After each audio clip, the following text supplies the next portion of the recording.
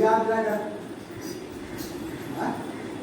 आप किसी शादी किसी पार्टी में गए हैं, आपको एक जगह में बैठा दिया जाए और आप बैठ गए और सारे सब खाने वाले चलते रहे, सारे काम होते रहे और एकदम बिल्कुल सबके लास्ट में फिर आपके सामने खाना पेश करा जाए, सब खा चुके जा चुके बना से, फिर सबसे लास्ट में कौन बताएगा क्या करेंगे भाई? आप फिर उस खाने को खाएंगे, क्या करेंगे? आप लोग खड़े हो बताओ यार, क्या करोगे? ध्यान से समझे, ध्यान से आप खड़े हो जाओ। आप किसी शादी पार्टी में गए, बहुत बढ़िया बढ़िया खाने सब कुछ है, सारे काम हो गए, सबने खाने पे खाए, सब बढ़िया हो गया। सबसे लास्ट में फिर खाना आपके सामने छोटी प्लेट में बड़े थाल में लाके रख दिया गया, फिर आप क्या करोगे भैया? बताओ, करोगे उधर बोल करके बताना। नहीं तो लेकिन बहुत है ये बताने खाएंगे तो बताएगा, दूसरा व्यक्ति अपना एडवाइस लगी वो बताए नहीं खाएंगे, खाना नहीं खाते गुस्से में चले जाएंगे। मैं एक बात पूछने जाता हूँ, हम सारे कामों को जल्दी जल्दी करते हैं, ये करो ये करो ये करो ये करो, खुदा के लिए सबसे लास्ट में क्या करेगा? खुदा बाप आपको समय को मंजूर कर रहा है या फिर क्या कर रहा है? सबसे लास्ट में एकदम बिल्कुल आखिर में फिर आपको वो भी जल्दी से 5 मिनट जो भागते क्या करेगा? खुदा समय को आपकी दुआ को मंजूर करेगा, क्या करेगा? भाई साहब आपका क्या आइडिया है मेरे हिसाब से बताइए।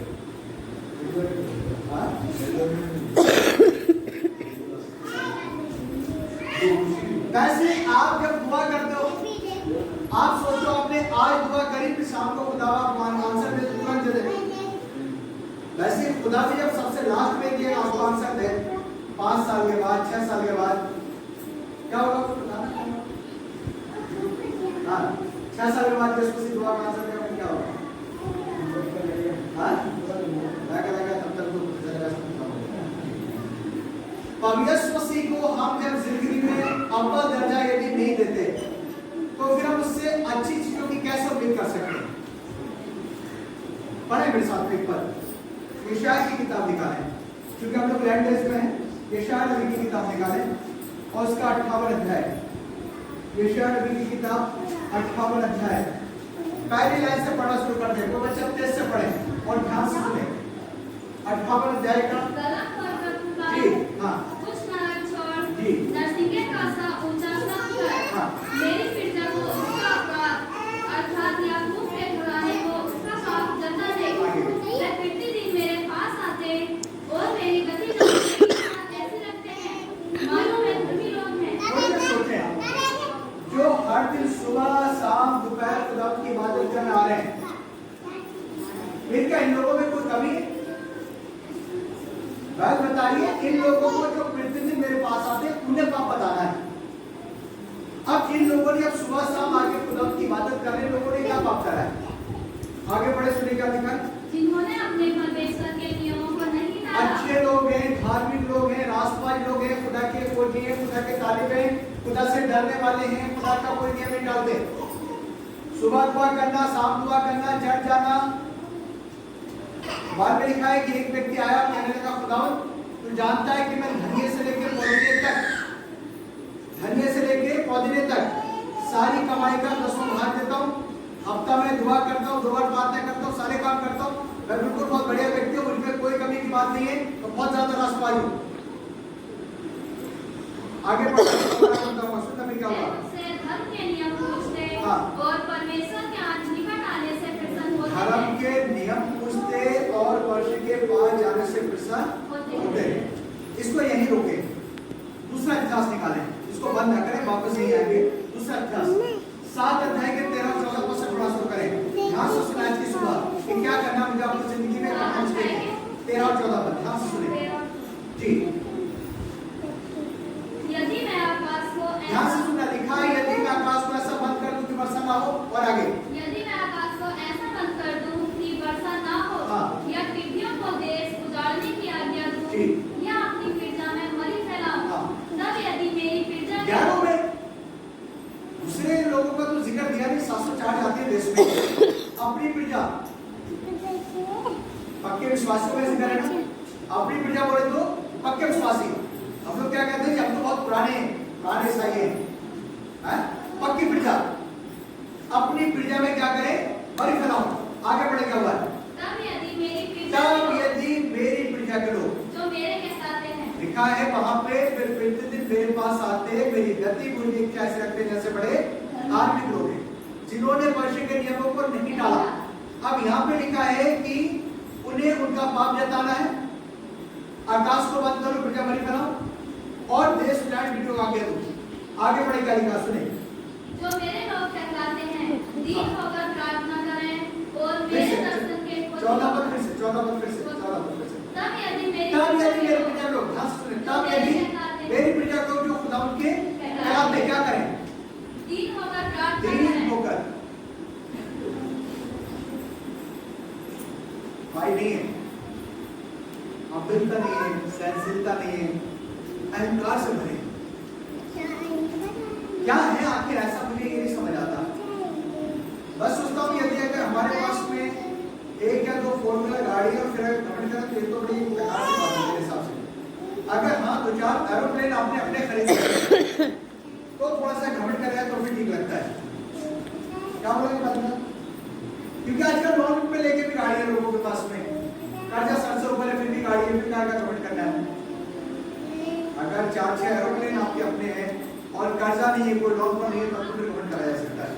उसमें भी यदि अगर लोन है फिर भी घमंड नहीं कराया जा सकता। कल शाम को किसी का फोन आ गया, वो कह रहे थे भाई से दुआ करना, तो भैया गाय के लिए कह रहे थे आपको शादी करी थी और ढेर सा कर्जा ले रखा है, आपको कभी भी कोई भी आ जाता है। बहू के पिताजी आ हुए थे तो सुबह सुबह आके बोलने लगे, तो बड़ी दुख की बात है। अब जब उनके पड़ोसी से बात हुई तो वो कह रहे थे इनका घमंड का तो ऐसा रिकॉर्ड समझिए कि इससे ज्यादा कोई रिचमेंट है नहीं स्टैंड करते। हमारी जिंदगी, हमारा जीवन बाइबल का मुताबिक, तब यदि मेरी प्रजा लोग जो मेरे कहलाते क्या करें? दीन होकर प्रार्थना करें। और कुछ लिखा है, और कुछ सब और मेरे दर्शन के खोजी होकर अपनी बुरी चाल से दर्शन के खोजी हो जाए और अपनी बुरी चाल से फिरें। हम फिरना नहीं चाहते लकी, हम फिरना नहीं चाहते। हाँ क्या कर रहे हैं?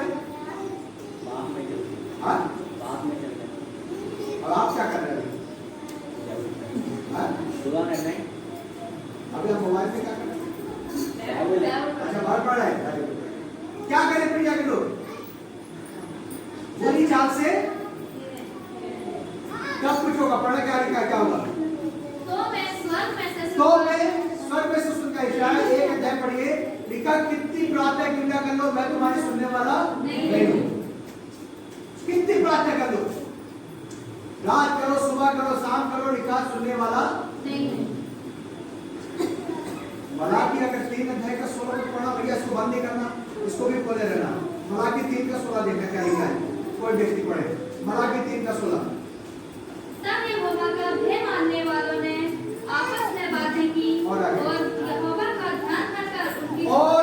ध्यान धरकर उनकी बातों को सुना था। आप इस्राएलियों के बारे में पढ़िए। इस्राएली जब मिस्र के अंदर थे, मिस्र गुलामी में थे, जब अत्याचार ज्यादा करा गया तब ये जोर से चिल्लाए। जब ये चिल्लाए चीखें, इनकी आवाज खुदा तक पहुंची, नंबर 1। नंबर 2, जब इनकी आवाज खुदा तक पहुंची, खुदा ने फिर इनकी कंडीशन को देखा, हालात। फिर नंबर 3, खुदा ने विचार करा कि मुझे क्या करना है। फिर नंबर 4, खुदा ने डिसाइड करा कि मुझे इनकी मदद करना है। नंबर 5 लिखा, मैं आसमान को छोड़कर जमीन पर आ गया हूं ताकि मिस्र की गुलामी से निकालकर उस देश में ले जाऊं जहां दूध और मधु की धारा बहती है। 5 चीजें हैं। नंबर 1, खुदा आपकी आवाज को सुनता है। नंबर 2, आप किस कंडीशन में प्रार्थना कर रहे हैं वो परमेश्वर आपकी कंडीशन को देखता है। नंबर 3, परमेश्वर विचार करता है जो प्रार्थना कर रहे हैं उसमें मदद की आवश्यकता है या नहीं। नंबर 4, उसने कहा हाँ मुझे इनकी मदद करना चाहिए। नंबर 5, मैं आसमान को छोड़ के जमीन पर आ गया ताकि वहां ले जाओ जहां दूध और मधु की धारा बहती है। मुझे ऐसा नहीं लगता कि खुदा किसी भी व्यक्ति से जो खुदा के साथ आ रहा है ये चाहता हूं कि ये व्यक्ति दुखी रहे। मेरे अपने अनुभव से ऐसा नहीं लगता। बात बताइए, फिर भी हम लगातार दुखों में, मुश्किलों में, परेशानी में हैं। इसके पीछे कारण क्या है? लिखा प्रार्थना करो मैं तुम्हारी नहीं सुनूंगा, यहाँ पे लिखा प्रार्थना करो तो मैं तुम्हारी तुरंत सुन लूंगा। करना क्या, कारण क्या है? मेरी प्रजा के लोग आगे बढ़े, इतिहास में वापस आए, इतिहास में आए वापस, क्या लिखा है पढ़े। तो मैं स्वर्ग में से सुनकर उनका पाप, अभी आपके सामने पढ़ा, जब लोग प्रार्थना करते हैं खुदा क्या करता, सुनता है। तब मैं स्वर्ग में से सुनकर पाप को क्षमा कर दूंगा। जीवन माता पाप क्या किसी तरह का हो? नंबर 1 पाप, फिर आती है बीमारी, फिर आती है गरीबी, फिर होता है लड़ाई झगड़ा, और फिर घर परिवार करना चाहता। 5 चीजें प्रॉब्लम यहाँ से शुरू होती है। पाप जहाँ छोटा है, 4 पाप बड़ा है। पाप तो पाप है, यहाँ से परेशानी शुरू होती है। पाप, बीमारी, फिर गरीबी, फिर लड़ाई झगड़ा, फिर खानदान खत्म। तब मैं स्वर्ग में सुनकर के पाप क्षमा कर दूंगा, और लिखा है और उनके देश को सही ट्रांसलेट है, और उनके घर को, और उनके परिवार को, और उनके खानदान को। जो तमिल और जो हिब्रू का, पुराने हिब्रू का ट्रांसलेट है, वह उनका घर, खानदान, उनके घर परिवार खानदान, उनके बच्चे, सारी चीजों को लिखा है। जिनका त्यों कर दूंगा। कब होगा ऐसा?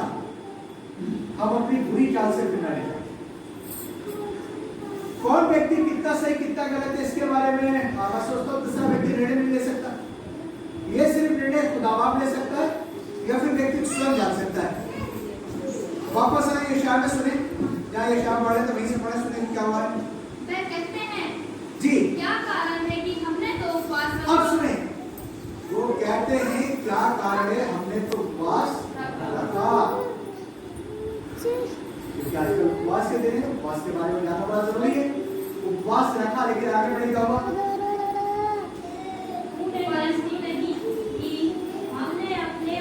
बेटे फिर से पढ़े। वो कहते हैं क्या कारण है, हमने उपवास रखा। परंतु तूने इसकी सुधि नहीं ली। हाँ, हमने दुख उठाया, परंतु वे कहते हैं क्या कारण है, रीजन, कारण, परेशानी। हमने उपवास रखा, दुख उठाया, खाना नहीं खाया, पानी नहीं पिया, और बड़े परेशान रहे। लेकिन आखिर इसके पीछे कारण क्या है कि परमेश्वर ने कोई सुधि नहीं ली। आगे बढ़े क्या हुआ है? परंतु तूने कुछ ध्यान नहीं दिया। हाँ। सुनो, उपवास के दिन अपनी ही इच्छा आप ध्यान से सुने, लिखा है उपवास के दिन अपनी इच्छा पूरी करते हो। अपनी इच्छा, और आगे लिखा है और अपने सेवकों से कठिन कामों को कराते हो। और आगे सुनो, तुम्हारे उपवास का फल, तुम्हारे उपवास का फल सुनने क्या होता है? हाँ, कि तुम आपस में लड़ते और झगड़ते। मुझे याद आ रहा है, मेरे साथ ट्रेनिंग में लड़का था, तो वो बड़ा उपवास करता था, और जहां किसी से हुई, अगर वो किचन में, तो किचन के बर्तन फेंकना शुरू कर देता था। अगर वो बैठा क्लास में, किसी ने कुछ कह दी, किताब फेंकना शुरू कर देगी उसे। जॉर्ज के ऊपर आवे जब लिखा से 7.5 फीट के, और एक उनका 60 किलो वजन, तो उन्होंने उसको बुलाया, बोले बेटे अरे तुम यार बड़े खतरनाक आदमी, तुम क्या करोगे आगे जीवन में? तब उन्होंने ये पूरा चैप्टर से पढ़ाया, कहा सर ये तो सब क्या कर सकते हो? आप हाथ से फेंकते हो, हाथ को क्या नहीं कर सकते? हाथ से बर्तन फेंक रहे हो, किताब फेंक रहे हो, उसे रोको, क्या नहीं कर सकते? बात बता रही है, वो कहते हैं क्या कारण। आगे बढ़े, पिछों लिखा सुने। और दुष्टता से मुंह से मारते हो। और आगे, जैसा उपवास तुम आजकल रखते हो, उससे तुम्हारी प्रार्थना ऊपर सुनाई नहीं देगी। मत्ती में लिखा, घर में जा, दरवाजा बंद कर, प्रार्थना कर, दूसरा देख रहा है मुफ्त में, वो तेरी प्रार्थना को सुनेगा और तुझे क्या करेगा, एक अच्छा रिजल्ट। अब यहाँ पे लिखा है कि उससे तुम्हारी प्रार्थना ऊपर सुनाई नहीं दी। क्या मतलब? दरवाजा बहुत टाइट बंद हो गया, हवा बिल्कुल बाहर नहीं निकल पाई, आवाज बाहर नहीं निकल पाई। दानियल दुआ करता है, और दानियल की दुआ का 40 दिन तक कोई आंसर नहीं है।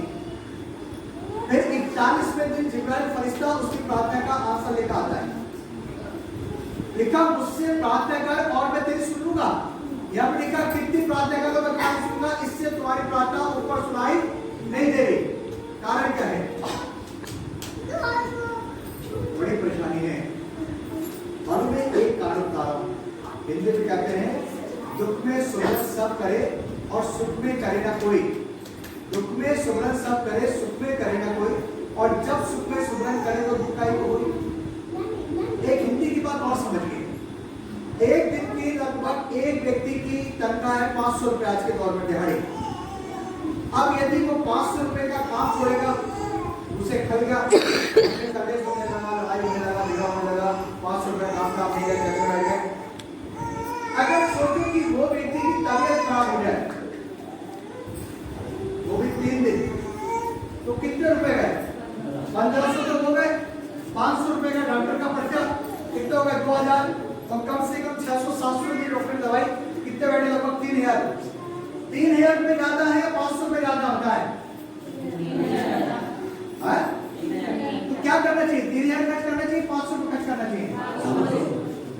बड़ी खास बात बता रहा हूं, मैंने अपने जीवन में सीखा, देखा, और आज खुदा ने एक अच्छे भी रखा। ऐसी नहीं हुआ, मेरे साथ के कितने ढेर बातें हुई। मैंने जब से ना खुदा को जिंदगी में अपना दर्जा देना शुरू कर दिया, तब से खुदा ने ना ऊपर उठाना शुरू कर दिया। आप जब खुदा को इज्जत देते हैं ना, खुदा फिर आपको इज्जत देता है। पैसा, एक और बात बता रहा हूं, पैसा कमाने के लिए भी बुद्धि चाहिए, पैसा रखने के लिए भी बुद्धि चाहिए। और ये बुद्धि कहां से मिलती है? अब जो भैंस जड़े आप वहां जाने, आप बाहर ढूंढते फिरो, फिर कैसे काम चलेगा? सबसे अव्वल दर्जा आप एक मुसलमान को ले लो।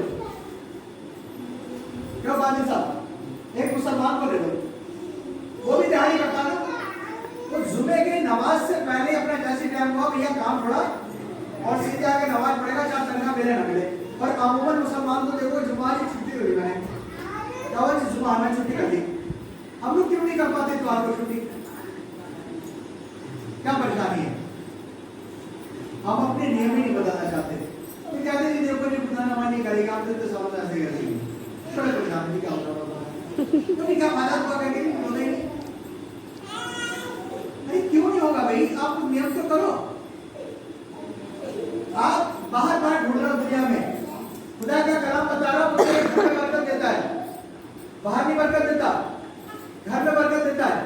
कब ऐसा होगा? जब आप खुदा के पास आए, खुदा की बेटी पा रहे हैं, जब खुदा को आप इज्जत दे रहे हैं।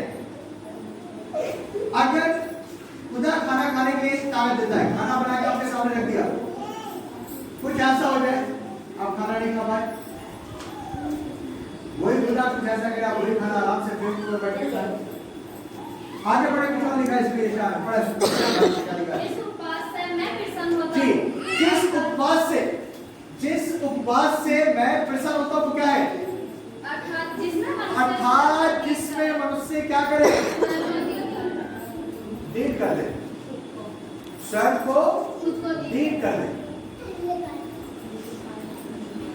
कैसे होगा ऐसा? जिस उपवास से मैं प्रसन्न हूं।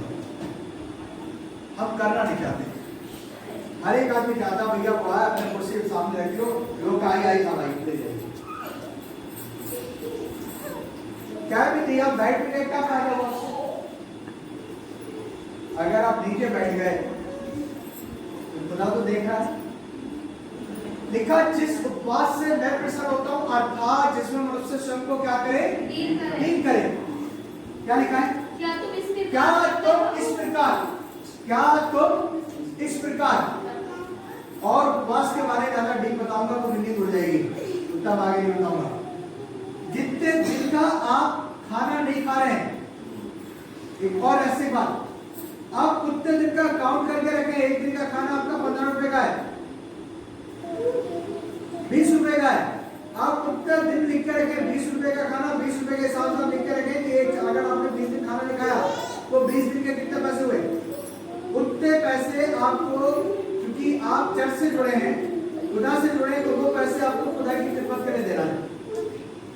या फिर वो पैसे का आप ऐसे उन अनाथों को, उन बेसहारा लोगों को जिन्हें उन्हें जाकर उस पैसे का खाना खिलाना है।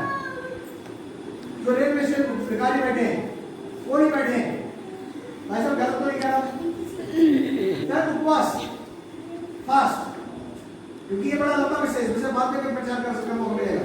आज मैं विषय 3, क्या तुम इस प्रकार अपने आप को करते हो? अब तो करते हैं।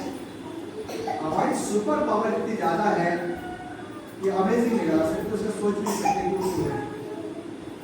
मतलब खुदा को तो मुझे ऐसा लगता है कई बार देख के खुदा को एकदम किनारे पर बैठो और हम सारा काम कर रहे हैं। हाँ? खुदा इज्जत देने वाला। पढ़े याकूब की पत्री 4:10 सुने ध्यान से। 3 मैं विषय आज का 3 प्रभु चाहता है कि हम प्रभु के सामने दीन बन जाए, हम बन जाए, ना बन जाए। 3 जिस उपवास से मैं प्रसन्न होता हूँ, पौष्टिक कह रहा है, जिससे मैं प्रसन्न होता हूँ वो है अपने आप को पौष्टिक के सामने दीन करना, दीन बनाना। याकूब 4:10 सुने ध्यान से। 10 प्रभु के सामने दीन बनो तो वो तुम्हें शिरोमणि हर एक व्यक्ति बनना चाहता है।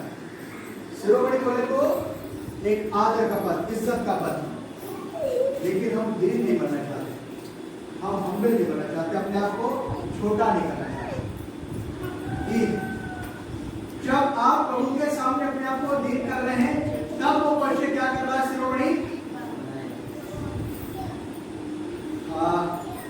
व्यवस्था विवरण की किताब और उसका 28 अध्याय का 12 को पढ़ेंगे। इसको यही रोके, आपको व्यवस्था विवरण की किताब 28 अध्याय का 12 को पढ़ेगा। उसमें ध्यान से क्या लिखा है? यहोवा तेरे लिए आकाश में 13 पद और यहोवा तुझको पूछ नहीं किंतु सिर ही ठहराएगा। क्या करेगा? और यहोवा तुझे पूछ नहीं किंतु सिर ठहराएगा। और तू नीचे नहीं परंतु ऊपर ही करने पाएगा। कब होगा ऐसा? नीचे नहीं, खुदा क्या कह रहा? ऊपर। कब? जब आप अपने को दीन, एक बड़ा प्रैक्टिकल बता रहा हूँ। हम लोग विश्व मंडल की बड़ी कंडीशन में थे, डायरेक्टर दोनों हम लोग यहाँ पब्लिक बैठे थे, आराम से जाके बैठ रहे, सब पादरी आगे जाके बैठ रहे, नहीं बैठे हुए थे। जो लीड कर रहे उन्होंने नजर मारी, तो उन्होंने सामने से स्टेज पर से 2 पादरी बोले, ऐसा आइए। 2 पादरियों को उठा के स्टेज से नीचे भेजा। हमें कौन सी बात ज्यादा अच्छी लगी? जो स्टेज पे जाके बैठे थे वो नीचे आ गए, ये ज्यादा अच्छी थी, या जो नीचे बैठे ऊपर चले गए जाके बैठे वो ज्यादा अच्छी थी? लगी? हाँ? कौन सी बात अच्छी लगी? हाँ? जिसको बाबू ने उसने एक बात पूछी, जब आप बैठते हो ना, आपका ध्यान थोड़ा आपको ध्यान कैसे होना चाहिए? जो नीचे से ऊपर आया वो ज्यादा अच्छा था, कि ऊपर से नीचे आया वो ज्यादा अच्छा था? क्या करना है? खुदा के सामने जब आप दीन बनेंगे तो खुदा क्या करेगा? ऊपर बैठाएगा। तुम नहीं करने वाला है, वो भी सिर खड़ाएगा। होगा कब? जब आप अपने को प्रभु के सामने दीन बनाएंगे। ये है उपवास। उपवास का जो मेन लक्ष्य है वो भूख हड़ताल नहीं है, आपने खाना नहीं खाया, पानी नहीं पिया तो भूख हड़ताल नहीं है। उपवास का मतलब इन दिनों में उस प्रभु यीशु मसीह के प्यार को जानना, उस प्रभु यीशु मसीह को अपने दिमाग में रखना। प्रभु यीशु मसीह कैसे 40 दिन बिल्कुल निराहार रहे और किस तरह से प्रभु यीशु मसीह ने कलवरी क्रूस पर अपना कीमती खून बहा दिया, किस तरह से प्रभु यीशु मसीह हमारे लिए उसके ऊपर झुका गया, कुछ नहीं बोला, गाड़ी में उठ गई, कुछ नहीं बोला। ये सारी चीजें किसके लिए? प्रभु यीशु मसीह के इसलिए ताकि मैं और आप उसके नक्शे कदम पर चले। हम क्या कर रहे हैं? लिखा जिस उपवास से मैं प्रसन्न होता हूं वो अपने आप को डील करें। जब प्रभु को आप आदत देंगे, खुदा को नीचे नहीं ऊपर बढ़ाएगा। और कुछ लिखा, क्या लिखा सुने, वापस आ जाए यशाया में और उसके बाद आगे बढ़े। फिलिप्पियों की किताब निकालें, फिलिप्पियों इशारा हो गया। फिलिप्पियों की किताब सुने ध्यान से, फिलिप्पियों की किताब, फिलिप्पियों इफिसियों बाद फिलिप्पियों की किताब 2 अध्याय और उसके 8 सुने ध्यान से। 7 आदि में वचन था, वचन वर्षन था, वचन वर्ष के साथ था। खुदा ने कहा जमीन और आसमान जो कुछ भी सब कुछ प्रभु यीशु मसीह वर्षों बोलते गए, सब कुछ होता चला गया। आगे बढ़े क्या हुआ? और मनुष्य के रूप में प्रकट होकर अपने आप को दीन किया। क्या कर दिया? अपने आप को दीन।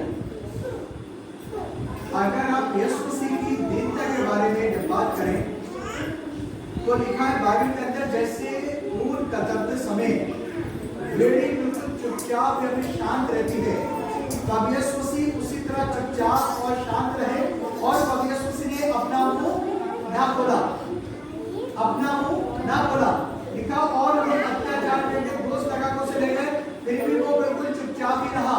और आगे बढ़े क्या हुआ?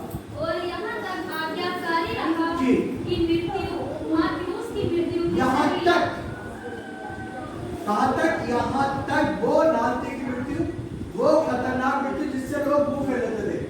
आप आगे पढ़िए, उस समय की दौर की मृत्यु ऐसी खतरनाक थी जिससे लोग मुंह फेर लेते थे, देखना पसंद नहीं करते थे, क्योंकि सबसे ज्यादा खतरनाक मौत थी क्रूसी मौत।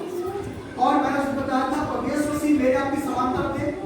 एक कोड़े में इतनी लंबी 9 किलो हुआ करती थी, एक कोड़े के अंदर 9 किले, और 9 किलो में जब यूं करके रखते थे और ऐसे नहीं लगता था, कोड़े को यूं मारते थे ऐसे, जैसा फल चलाते। आप सोचिए, देखो प्रभु यीशु मसीह की पीठ का क्या हाल हुआ होगा उस दशा में। 39 कोड़े, अगर 39 को आप 9 से पूरा करिए तो कितने बैठते? 250 बैठते। उतनी प्रभु यीशु मसीह की पीठ को यूं जख्मी कर दी, और जख्मी होने के बावजूद भी बात बता रही प्रभु यीशु मसीह ने अपना मुंह ना खोला। यहां तक बाइबल में एक बात खुदा की किताब में लिखी है, वो इसलिए निर्धन, वो इसलिए निर्धन और कंगाल बन गया ताकि उसके कंगाल हो जाने से इस दुनिया के लोग जो खुदा पे ईमान रखते हैं वो धनी बन जाए, वो अमीर बन जाए। इसलिए प्रभु यीशु मसीह निर्धन बन गया, इसलिए नहीं।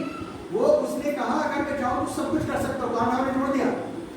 खुदा जो चाहे सब कुछ कर सकता है, लेकिन मुद्दा क्या है?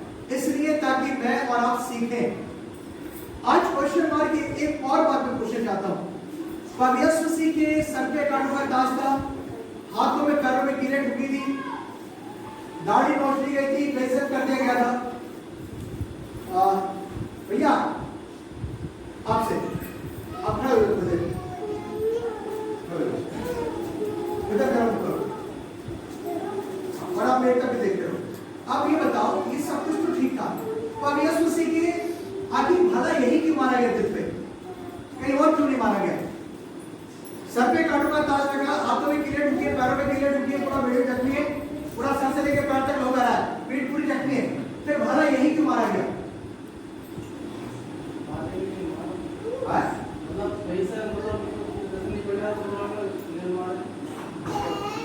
एक बड़ा रहस्य है, बैठो। पौलुस कह रहा है अपने अपने दिल का खतना करो और आगे को हटीले ना रहो। दिल का खतना, हटीलापन। प्रभु यीशु मसीह के यहाँ भाला मारने का कारण मालूम कोई ना समझते हैं?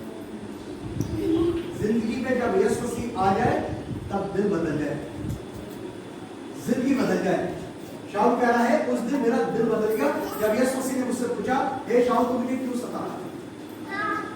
उस दिन दिल बदल गया। हमारा क्या सच में दिल बदला है? हमारा वो ये बताया हम अपनी चाल से फिरें तो वो स्वयं से सुनकर पाप को क्षमा कर देगा, जिंदगी को जिंदा क्यों कर देगा। जिंदगी जिनका क्यों थोड़ी दौलत आने से नहीं होती।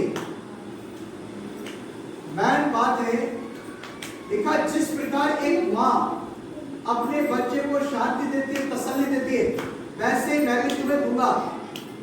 अधिकतर महिलाएं माएं बैठी हैं, बच्चा रोता रहे, माँ आराम से सोती रहे, माता जी क्या करेंगी? करेंगी कभी ऐसा? बच्चा रोता रहे, माँ सोती रहे, चिल्ला पड़ेगी माँ रात को, भागो डॉक्टर पास में। ये है प्रभु यीशु मसीह। आपके दुख से प्रभु यीशु मसीह खुशी नहीं है। फिर आखिर कारण क्या है? कभी हमने सोचा भाई परेशानी कहाँ है, क्या कारण है हमारी जिंदगी में, हमारे जीवन में? बाइबल बता रही है जिस तरह एक माँ अपने बच्चे को तसल्ली देती है, शांति देती है, मैं तुम्हें दूंगा। हम लोग जहाँ पढ़े थे, पढ़ा आगे क्या लिखा है जहाँ पढ़े थे? नहीं यशायाह में नहीं, फिलिप्पियों में। फिलिप्पियों पढ़ा है, फिलिप्पियों। सुने ध्यान से 8 पर। और मनुष्य के रूप में प्रकट होकर जी अपने आप को दीन किया हाँ और यहाँ तक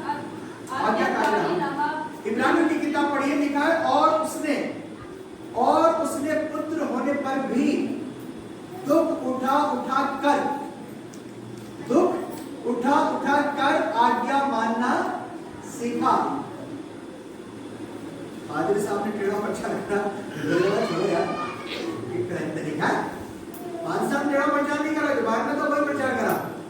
तो आपको लग गया क्योंकि बाइबल बता रही है कि बाइबल एक आईना है।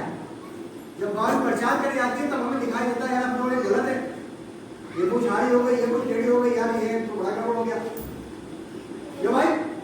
हाँ अरे यार बाइबल क्या कह रही है?